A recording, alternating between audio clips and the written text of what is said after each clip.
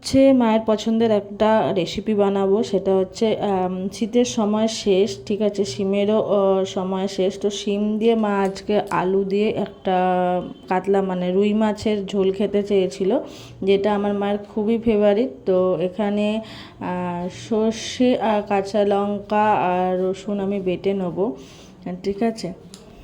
সর্ষে কাঁচা লঙ্কা বেটে নিচ্ছি, কারণ হচ্ছে আমি যে রুই মাছের রেসিপিটা বলেছিলাম ওটা তোমাদের সাথে কালকে শেয়ার করব, আর আজকে হচ্ছে আমি ভেটকি মাছের রেসিপিটা শেয়ার করছি। এই ভেটকি মাছটাও আমার মায়ের খুব পছন্দের। আগে ভেজে নিয়েছিলাম, তারপরে কালো জিরে রসুন দিয়ে বেগুন কালো জিরে দিয়ে মাছটা আগে জল দিয়ে সেদ্ধ করে নিয়েছিলাম, তারপর হচ্ছে গোটা গোটা বেগুন দিয়ে দিয়েছিলাম, ওটাও সেদ্ধ, সবই কাঁচা, খালি মাছটা কাঁচা করিনি, মাছটা ভেজে করেছিলাম।